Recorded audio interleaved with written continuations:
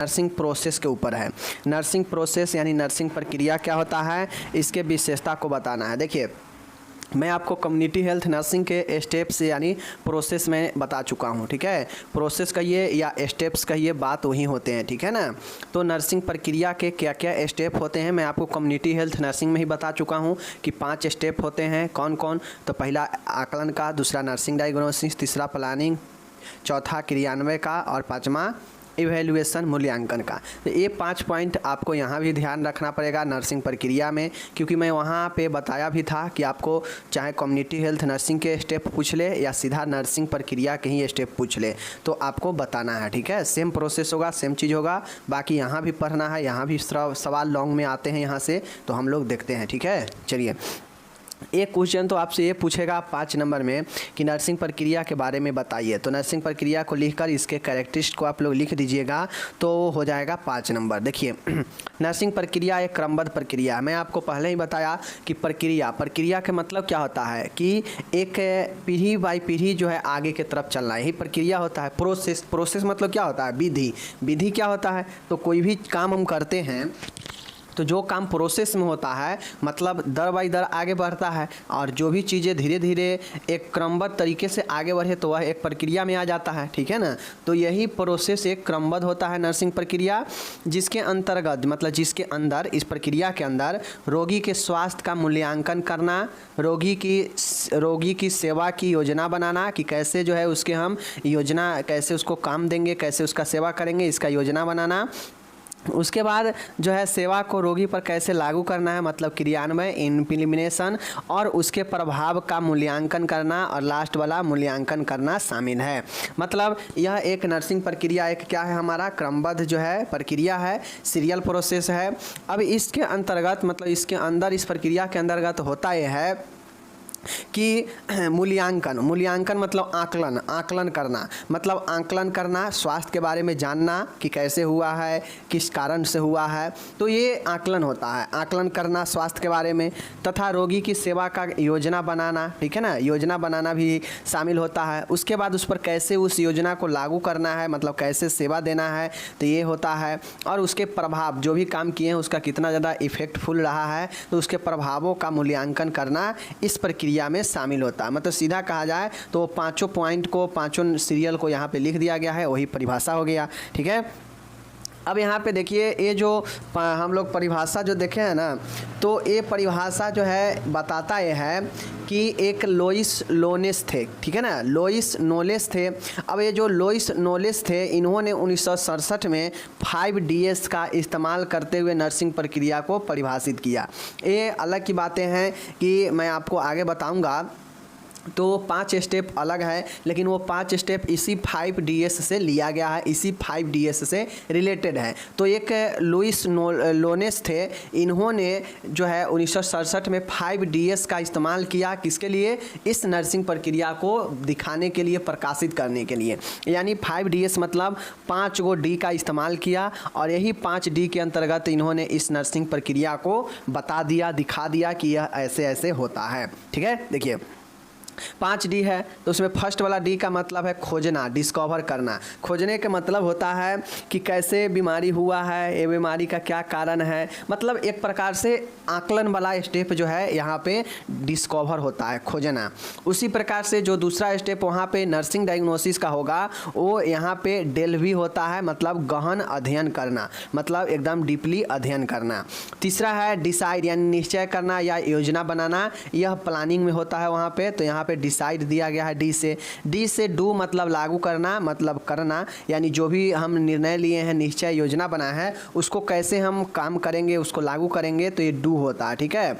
And last वाला D है discriminate का मतलब होता है मूल्यांकन करना, मतलब जो चीज़ें लागू किया गया है उसका कितना ज़्यादा प्रभाव रहा है या नहीं रहा है, इसका मूल्यांकन करना, यह डिस्क्रिमिनेट होता है। तो ये 5DS को जो है कौन दिया? लोइस नोलेस ने दिया। कब दिया? 1967 में दिया, और इसके अंतर्गत ही इन्होंने नर्सिंग प्रक्रिया को प्रकाशित किया। आगे चल के यह स्टैंडर्ड होते होते इसको हम लोग अलग तरीके से पेश करते हैं, जो कि आगे आप लोग देखिएगा, ठीक है। तो यही हमारा 5 याद रखिएगा, D for discover, D for delve, D for decide, D for do और डी फॉर डिस्क्रिमिनेट। यही 5 पॉइंट याद रखिएगा। ओके, चलिए, तो ये तो हो गया 1967 वाला बात है। अब आगे हम लोग देखते हैं। अब ये जो प्रक्रिया है, जो हम लोग आगे भी देखेंगे चरण, मूलतः 5 चरण होते हैं। कौन कौन? आकलन का, नर्सिंग डायग्नोसिस, नर्सिंग निदान का, योजना का, क्रियान्वयन का और आकलन का। यही 5 जो स्टेप है ना, इस 5DS से जुड़ा हुआ है। 5DS से जुड़ा हुआ है। अर्थ 5DS का भी वही होगा जो आपके आगे चरण देखेंगे जिसका मतलब होगा। ठीक है, दोनों का सेम मतलब होता है। अब हम लोग देखे थे कि हमको इसमें बताना है नर्सिंग प्रक्रिया का निम्नलिखित विशेषता है। ठीक है, अब हम लोग को कैरेक्टरिस्ट बताना है, विशेषता बताना है कि ये जो क्रमबद्ध प्रक्रिया है, क्रमबद्ध यह जो चरण है जिसके अंतर्गत जो है व्यक्ति के एक स्वास्थ्य के बारे में हर एक चीज़ें स्टेप बाय स्टेप किया जाता है, तो इसका क्या विशेषता है, क्या इसका कैरेक्टरिस्ट हो सकता है। अब इसमें क्वेश्चन आपको हो सकता है लाभ भी पूछ दे, क्वेश्चन हो सकता है उद्देश्य भी पूछ दे, तो ये विशेषता से ही सब निकल जाएगा। ठीक है, अगर आप एक इसका सिर्फ कैरेक्टरिस्ट जान जाते हैं, विशेषता अगर समझ लेते हैं नर्सिंग प्रोसेस का, तो बाकी के सब जो है आप लोग ऑटोमेटिक जान लेंगे, समझ जाएंगे, चाहे वो उसका उद्देश्य पूछे या उसका महत्व पूछे, बात वही होगा। ठीक है, चलिए देख लीजिए। तो इसका जो है नर्सिंग प्रक्रिया का निम्नलिखित महत्व है। चलिए महत्व को देखते हैं। पहला महत्व है नर्सिंग प्रक्रिया एक योजनाबद्ध प्रक्रिया है। पहला इसका विशेषता क्या होगा कि नर्सिंग प्रक्रिया अपने आप में एक क्या है, योजनाबद्ध है, एक प्लानिंग है। चूँकि हम प्लानिंग यहाँ पे बनाते ही हैं, तो यह एक प्रकार से क्या हो जाएगा, प्लानिंग हो जाएगा। यह एक क्रमबद्ध तरीका है। ठीक है ना, मतलब सीरियल है। ठीक है, ये भी होगा। यह लक्ष्य की ओर ध्यान रखते हुए की जाती है। अब चूँकि जो भी हम स्टेप बाय स्टेप काम करते हैं, तो हम जानते रहते हैं कि कौन से स्टेप के बाद कौन से काम करना है और लास्ट में हमें क्या इससे मिलेगा, तो जानते रहते हैं। यानी यह लक्ष्य की ओर ध्यान रखते हुए किया जाता है। ठीक है, चलिए, इससे परस्पर व्यक्तिगत संबंध स्थापित होते हैं। अब इस स्टेप बाय स्टेप किए गए इस सेवा से व्यक्तिगत जो है पर्सनली संबंध भी बनता है। ठीक है, एक दूसरे के प्रति सहयोग की भावना का विकास होता है। अब जब कोई काम आसान हो जाए, सीरियल में होता है, क्रमबद्ध एक क्रम में होता है, तो इससे जो है एक दूसरे के प्रति सहयोग की भावना भी व्यक्ति में उत्पन्न होता है, चाहे वो स्टाफ के बीच में हो या मरीज के बीच में हो। ठीक है, यह मरीज को केंद्र में रखकर पूर्ण की जाती है। अब यह जो प्रक्रिया होता है, तो यह 5 प्रक्रिया देख लीजिए, 1 प्रक्रिया, 2 प्रक्रिया, 3 प्रक्रिया, 4 प्रक्रिया एंड 5 प्रक्रिया। ठीक है, 5 प्रक्रिया है। तो इस पाँचों के सेंटर में कौन होगा, मरीज होगा, क्योंकि यह सब के सब मरीज के लिए ही किया जा रहा है, इसलिए यह मरीज के केंद्र में रहकर यह प्रक्रिया किया जाता है, पूर्ण किया जाता है। ओके, छठा है यह प्रक्रिया अपने निश्चित चरणों में पूर्ण होती है। अब इसका एक विशेषता यह भी है कि यह प्रक्रिया अपने निश्चित चरण में, मतलब 5 चरण है तो 5 चरण में ही जाके जो है पूरा होता है। ठीक है, न ज़्यादा न कम होता है। यह प्रक्रिया चक्रीय रूप से संचालित होती है। चक्रीय का यहाँ पे मतलब ये होता है कि पुनः अगर मान गए किसी पेशेंट के लिए हम लक्ष्य रखे हैं कि इसको बेहतर उपचार करके ही भेजना है हॉस्पिटल से, लेकिन हम उसका ट्रीटमेंट किए और प्रोसेस बाई प्रोसेस काम करते गए, लास्ट में उसका जो है हम लोग रिजल्ट देखे, मूल्यांकन किए, तो पता चला कि जो हम इलाज सेवा दिए हैं इतना ज़्यादा इफेक्टिव नहीं रहा है। तो जब पता चल जाता है कि इतना ज़्यादा इफेक्टिव नहीं है, तो फिर से क्या करते हैं, नंबर 1 स्टेप से फिर से शुरू करते हैं। तो यही एक क्या हो जाता है कि आपके चक्रीय होता है कि जहाँ ख़त्म हुआ फिर शुरू से शुरू हो जाता है, तो वही चक्रीय के अंदर आता है। ठीक है, नर्सिंग प्रक्रिया के चरण एक दूसरे से संबंधित होते हैं, बिल्कुल सही है। अब जो पहला चरण है वह दूसरा से रिलेटेड होगा, दूसरा चरण है वह तीसरा से रिलेटेड होगा, तीसरा चरण जो है चौथा से रिलेटेड है, चौथा चरण जो है 5वां से रिलेटेड, सब एक दूसरे से क्या होंगे, रिलेटेड होते हैं। यह भी इसका एक विशेषता है। 9वां है यह विश्व स्तर पर लागू होता है। अब ये जो नर्सिंग स्टेप्स हैं जो 5DS ऊपर में आप लोग देखे हैं, लोइस नोलेस ने बताया है, यह पूरे विश्व लेवल पर क्या होता है, लागू होता है। ठीक है, यानी 5 स्टेप जो है नर्सिंग प्रोसेस का, यह पूरे यूनिवर्सल लेवल पर लागू होता है। ऐसा नहीं है कि यह सिर्फ हम पढ़ रहे हैं इंडिया के बुक में, ये मतलब इंडियन नर्सिंग में तो सिर्फ यहीं पे लागू होता है, यह संपूर्ण विश्व में जो है लागू होता है। ठीक है, यह गतिशील प्रक्रिया है, डायनेमिक प्रोसेस है। अब यह प्रोसेस जो होता है, तो आप लोग को पता होना चाहिए कि प्रोसेस कभी जो है जाकर जैसे 5 स्टेप का में काम पूरा होगा, तो क्या 2 पर जाके एकदम जो है काम हमेशा के लिए रुक जाता है, नहीं रुकता है। यानी यह एक मूवमेंट होता है, यह एक गतिशील होता है जो एक के बाद एक स्टेप में होते जाता है। ठीक है, तो इस प्रकार से यह मैंने आपको 10 स्टेप 10 विशेषता इसका बताया, किसका, नर्सिंग प्रोसेस का। तो आप लोग इसको एक बार और खुद से पढ़ लीजिएगा तो माइंड में चीज़ें आ जाएगा। ठीक है, तो पहला प्रश्न है नर्सिंग प्रक्रिया और उसका विशेषता मेरा समाप्त होता है। यहाँ पे इंग्लिश दिया गया है, अब हम लोग चलेंगे आगे जो है देख लेंगे, ठीक है। चलिए कैरेक्टरिस्ट है यहाँ पे, आप लोग अच्छे से इसको बढ़िया से देख सकते हैं, सब चीज़ दिया गया है। तो मैं यहाँ पे आप लोग को बता दूँ कि अगर आप अच्छे से स्टूडेंट हैं, पढ़ना चाहते हैं बेहतर तरीके से, क्योंकि मेरे डियर अगर आप बेहतर तरीके से नहीं पढ़ेंगे तो आगे आने वाला समय में जो आप सपना लेकर आए हैं कि मेरा भी मेरिट पर जॉब हो जाएगा, तो ये आपका भूल है, दिमाग से निकाल दीजिए, ठीक है। चलिए यहाँ पे इंग्लिश दिया गया है, यहाँ पे आप लोग चलिए। अब हम लोग का आता है मेन क्वेश्चन, और यह क्वेश्चन अगर आपको 10 नंबर के क्वेश्चन पूछेगा ना, तो यह क्वेश्चन उसमें से अकेला 5 नंबर का देगा, और बाकी के 2 क्वेश्चन अलग होंगे जो कि 5 नंबर में होंगे। यानी यह क्वेश्चन बड़ा है, इसको अच्छे से समझिएगा। नर्सिंग प्रक्रिया चरण के या घटक बताना है। नर्सिंग प्रक्रिया, आप देखिए नर्सिंग प्रक्रिया का या तो कंपोनेंट घटक कह देगा या फिर फेज या स्टेप के बारे में पूछ देगा, तो घबराना नहीं है। सीधा नर्सिंग प्रक्रिया के अवस्था चरण कुछ भी पूछे, वही 5 चरण को याद रखना है जो मैं कम्युनिटी हेल्थ नर्सिंग के प्रोसेस में भी बताया था। कौन कौन? Assessment, nursing diagnosis, planning, implementation and evaluation. तो ये 4-5 जो है आपके स्टेप है। इसी 5 स्टेप में आपको 2-2, 4-4 लाइन, 5-5 लाइन सब में लिखते जाना है, तब जाके आपका ये क्वेश्चन लॉन्ग में बनता है, ठीक है। चलिए देखते हैं। नर्सिंग प्रक्रिया के 5 घटक शामिल है जो निम्न प्रकार है। मैंने आपको पहले ही बता दिया है कि नर्सिंग प्रोसेस प्रक्रिया में 5 चरण होते हैं। प्रक्रिया क्या होता है? प्रक्रिया एक के करके दूसरा करके तीसरा करके चौथा करके 5वां। तो यह सब के सब क्या है? एक प्रोसेस है। यहाँ से यहाँ आया, फिर यहाँ से यहाँ आया, फिर यहाँ से यहाँ आया, और फिर यहाँ से लास्ट में यहाँ आ जाएगा। तो यह सब प्रोसेस बाय प्रोसेस गुजर रहा है। तो यही क्या हो जाता है? आपका एक प्रक्रिया होता है। और इसी में अलग अलग प्रक्रिया, जैसे एक स्थान यहाँ था, एक स्थान यहाँ था, एक स्थान यहाँ था, और ये तीनों स्थान से गुजर कर इस लास्ट वाले स्थान से जाना है, और यह स्टार्टिंग पॉइंट था। तो 1 नंबर, 2 नंबर, 3 नंबर, 4 नंबर, और लास्ट में 5 पर पहुंचेगा। तो उसी प्रकार से यह नर्सिंग प्रक्रिया में एक के बाद एक क्रमबद्ध तरीके से सजाया जाता है, ठीक है। कैसे? पहला होता है असेसमेंट, आकलन का, जहाँ पे पेशेंट से रिलेटेड हर एक चीज़ों के बारे में जानकारी एकत्रित किया जाता है, इकट्ठा किया जाता है, ठीक है। जैसे परिवार में कितने सदस्य हैं, कितने मेल कितने फीमेल है, कितने, ठीक है ना, मरीज का कितना उम्र है, मरीज का क्या हो रहा है, पहले क्या दवाई चलता था, मतलब तमाम तरीके के आंकड़ा एक जुटाया जाता है, एकत्रित किया जाता है, जो इलाज में आगे मदद पहुँचाता है, ठीक है। तो पहला आकलन होता है।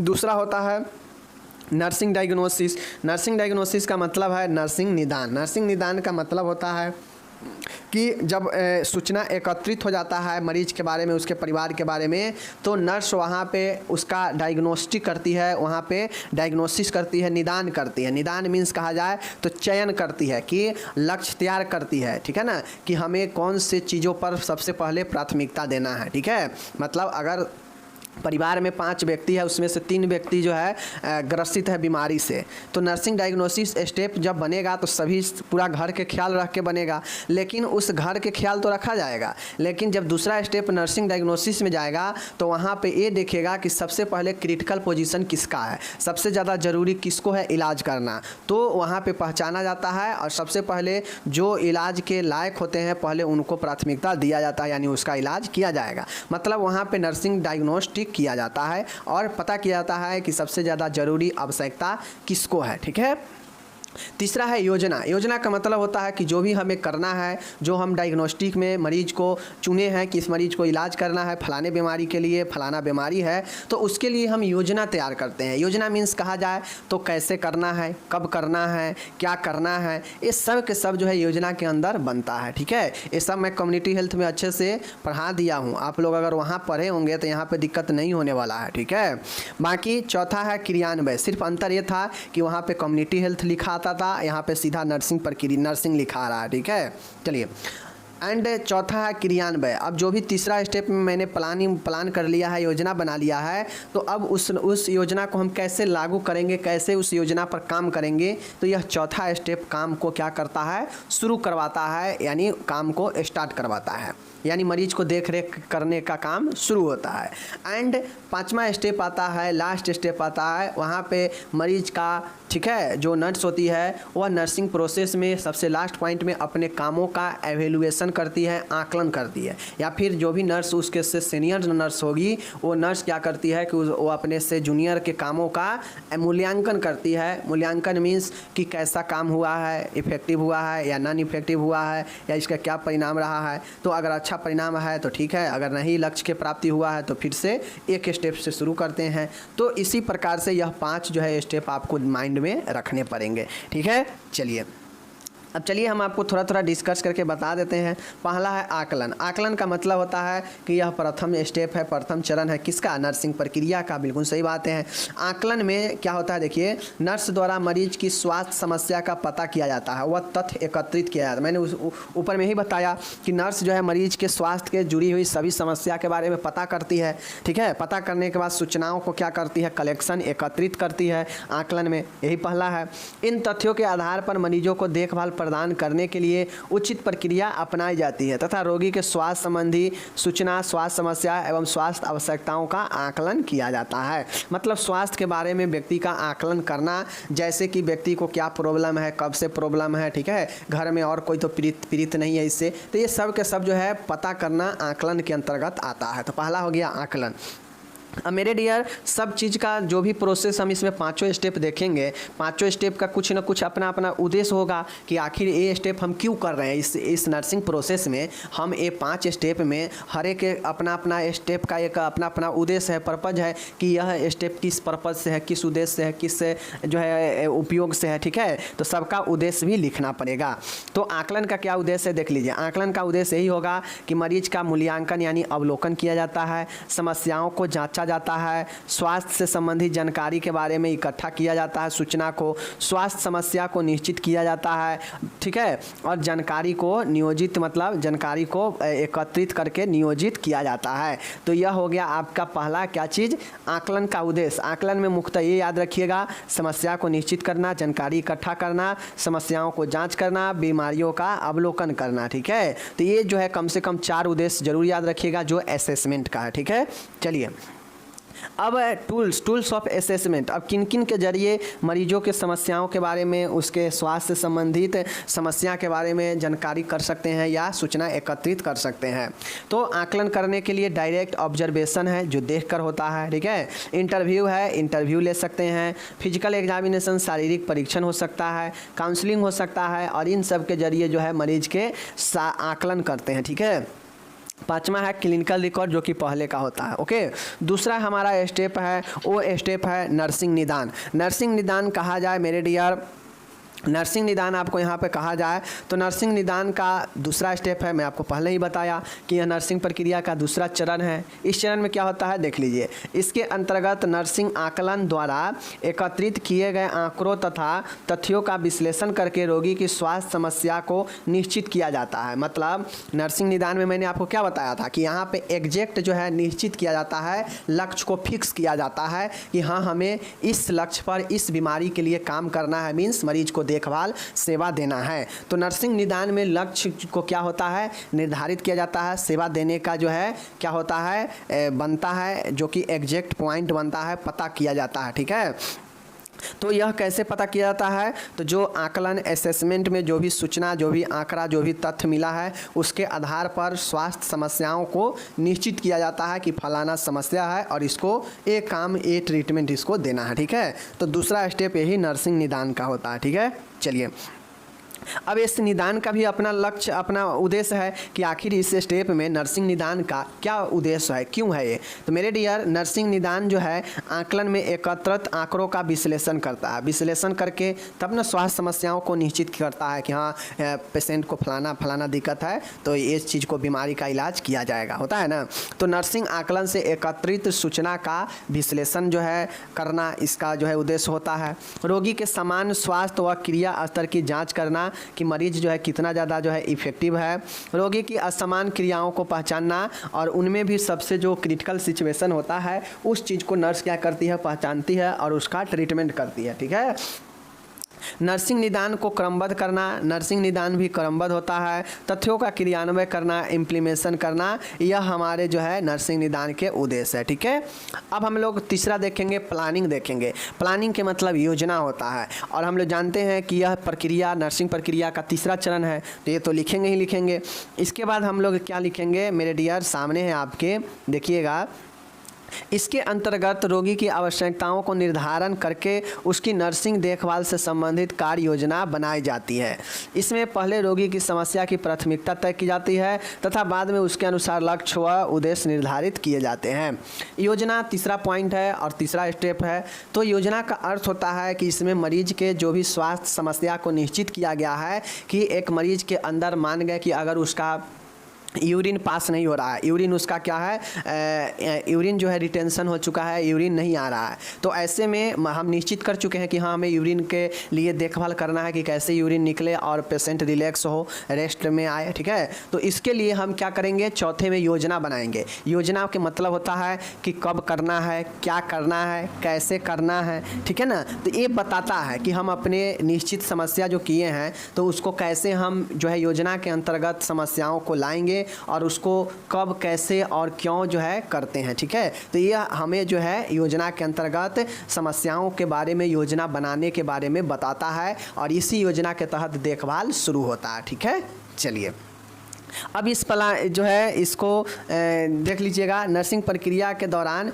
योजना तैयार करने के लिए निम्नलिखित चरणों में तैयार की जाती है। अब जो योजना बनता है, जो तीसरा स्टेप योजना का है, तो यह योजना भी अलग अलग स्टेप में बनता है। कौन कौन स्टेप में, तो मात्र 3 स्टेप याद रखिएगा कि योजना पहला प्राथमिकता को निर्धारित करता है। प्राथमिकता को निर्धारित करने के मतलब कि मरीज के अंदर अगर 2-4 बीमारी है तो उसमें सबसे क्रिटिकल, सबसे खतरनाक बीमारी कौन है, तो इसको पहले प्राथमिकता दिया जाएगा, पहले उसका ट्रीटमेंट दिया जाएगा। तो यहाँ पे प्राथमिकता का निर्धारण करना। दूसरा है आशान्वित परिणाम, एक्सपेक्टेड आउटकम। अब जो दूसरा है यहाँ पे वह आशान्वित मतलब आशा से भरे हुए परिणामों को हम लोग क्या करते हैं, ऐसा योजना बनाते हैं जो हमें आशा होना चाहिए कि हाँ हम इसको प्राप्त कर लेंगे सही से। ठीक है, एंड इस योजना में नर्सिंग केयर मतलब नर्सिंग देखभाल देने का प्लान भी तैयार किया जाता है, योजना भी बनता है कि कैसे मरीज को हमें देखभाल करना है, कब करना है, क्यों करना है, कैसे करना है। ठीक है ना, तो इन जो है 3 पॉइंटें आपके प्राथमिकता को निर्धारण करना, आशान्वित परिणाम, नर्सिंग केयर प्लान बनाना, यह योजना के 3 चरण अलग है। ठीक है, चलिए अब ये जो योजना है इसका आखिर क्या पर्पज़ है, ए भाई क्यों है यहाँ पे, तो देख लीजिए। रोगी की सेवा की प्रक्रिया को दिशा देना। अब जो प्रोसेस है तो वो प्रोसेस पर एक जगह पे आके अटकना थोड़ी ना है, मरीज को देखभाल देना है। तो इसके लिए जो योजना बना है, तो योजना इसीलिए होता है कि यह प्रक्रिया जो प्रोसेस है इसमें दिशा देता है, मतलब योजना बना के आगे की तरफ भेजता है काम करने के लिए। ठीक है, रोगी की सेवा की प्रक्रिया को निरंतर बनाए रखने के लिए। अब जो प्रोसेस होता है नर्सिंग प्रोसेस, इसमें जो भी सेवा दिया जाएगा मरीज को उसको लगातार निरंतर एक जैसे बना रहे। ठीक है, स्वास्थ्य के रिहैबिलिटेशन पुनर्वस्था करने के लिए, रोगी को स्वास्थ्य शिक्षा प्रदान करने के लिए, रोगी के रोग की रोकथाम करने के लिए, इन सारे चीज़ों के लिए जो है योजना का उद्देश्य होता है अपना। चौथा है इम्प्लीमेशन, क्रियान्वय। क्रियान्वय का मतलब होता है कि जो योजना तैयार किया गया है उसको जो है अब उस पर अमल करके काम को शुरू किया जाता है ध्यान देकर। ठीक है, तो यह नर्सिंग प्रक्रिया के चौथा चरण है, बिल्कुल सही है। इसके अंतर्गत नर्स अपने ज्ञान व अनुभव के आधार पर जो है तैयार किए गए योजना, जो कि तीसरा चरण था, उसके आधार पर मरीज को अपने देखभाल सेवा प्रदान करती है, समय समय पर जो है मरीजों को ध्यान रखती है और उसमें होने वाले परिवर्तनों पर भी ध्यान रखती है। ठीक है, इसमें स्वास्थ्य देखभाल की कार्य योजना संपन्न होती है तथा नर्सिंग कार्य एवं गतिविधियों का संचालन शामिल होता है। मतलब सीधा कहा जाए तो योजना जो हमारा क्रियान्वय है यह एक तीसरा चौथा स्टेप है नर्सिंग प्रक्रिया का, जिसमें जो नर्स होती है वो अपने कामों को शुरू कर देती है, अमल करना, ध्यान देना शुरू कर देती है। जो योजना बनाई है उस पर जो है अमल शुरू हो जाता है और वो जो है समय समय पर आवश्यकताओं को ध्यान में रखते हुए मरीजों को जो है क्या करती है, देखभाल करना शुरू कर देती है ताकि यह प्रक्रिया में कोई देरी ना हो, कोई रुकावट ना आए। ठीक है, अब ये प्रक्रिया जो है आपके काम शुरू हो गया, क्रियान्वय हो गया।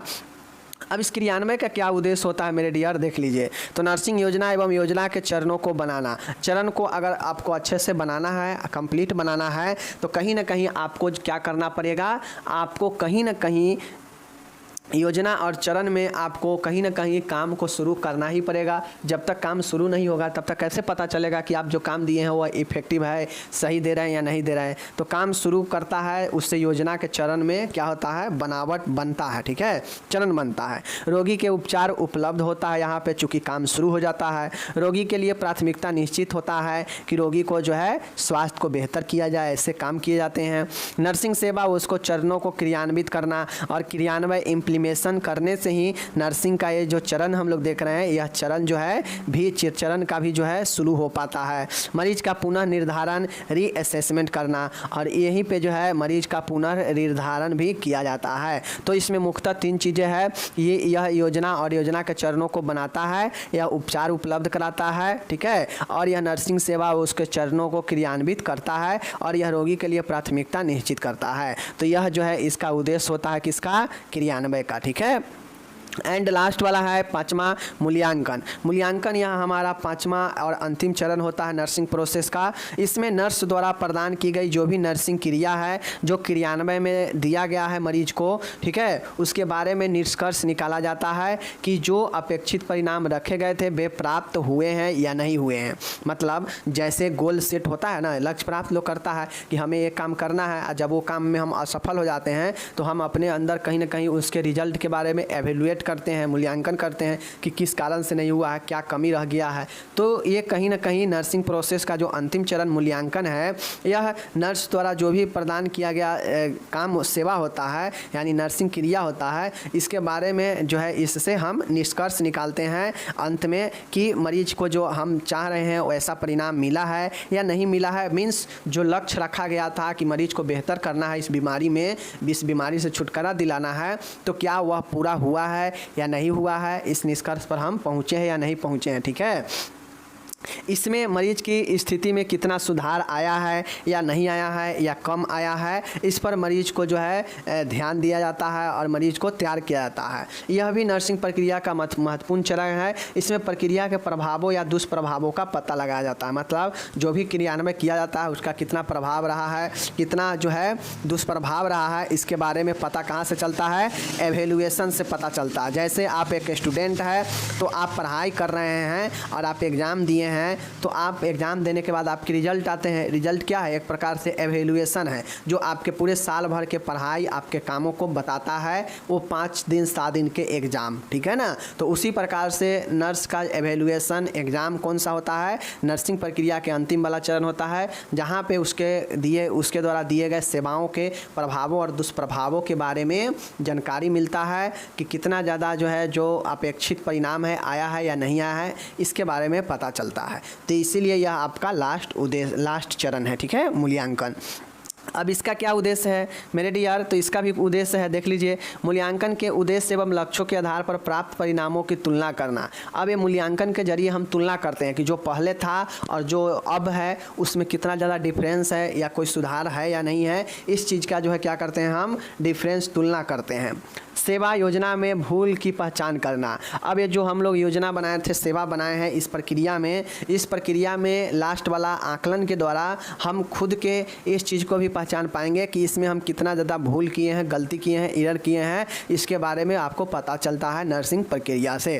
तो इस प्रकार से आपको मैंने नर्सिंग प्रक्रिया, उसका विशेषता और उसके नर्सिंग प्रक्रिया के चरण के बारे में अच्छे से मैं आपको समझा दिया। यह फंडामेंटल ऑफ नर्सिंग के दूसरे चैप्टर का सबसे महत्वपूर्ण प्रश्न है, इसको आप लोग कंप्लीट जरूर कीजिएगा।